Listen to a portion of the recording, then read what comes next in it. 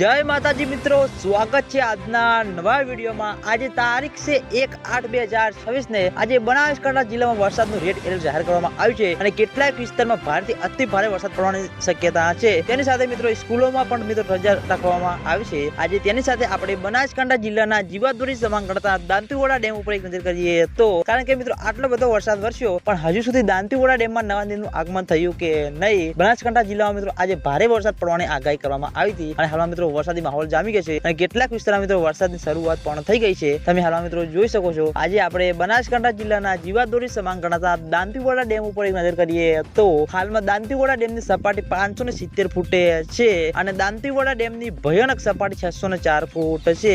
અત્યાર સુધીમાં દાંતીવાડા ડેમ 26.30% ભરાયેલો છે અને ઘણા બધા મિત્રોની કોમેન્ટો આવતી હતી કે દાંતીવાડા ડેમમાં નવા નીરનું આગમન થયું કે નહીં। તો મિત્રો હજુ સુધી દાંતીવાડા ડેમમાં બિલકુલ પણ પાણીની આવક શરૂ થઈ નથી કારણ કે મિત્રો દાંતીવાડા ડેમના ઉપરના ભાગમાં જે મિત્રો બનાસ નદીમાં નવા નીર આવે છે તે પાણી મિત્રો હજુ સુધી દાંતીવાડા ડેમ સુધી પહોંચ્યું નથી અને આ 2 દિવસ મિત્રો હવામાન વિભાગની ભારે વરસાદની આગાહી છે। એટલે જેમ જેમ મિત્રો દાંતીવાડા ડેમના ઉપરના ભાગમાં સારો એવો વરસાદ પડશે અને ઉપરની ભાગમાં બનાસ નદીમાં સવારના નીર આવશે પછી મિત્રો દાંતીવાડા ડેમમાં પાણીની આવક શરૂ થતી જોવા મળશે અને દાંતીવાડા ડેમમાં પાણીની આવક શરૂ થશે તો સૌથી પહેલા તમને બધાને અમારી ચેનલ દ્વારા વિડીયો બનાવીને જાણ કરવામાં આવશે। એટલે તમે બધા અમારી ચેનલ ઉપર નવા હોય તો વિડીયોને લાઈક કરી દેજો, કોમેન્ટ કરી દેજો અને ચેનલને સબસ્ક્રાઇબ પણ કરી દેજો। તો મિત્રો જય માતાજી।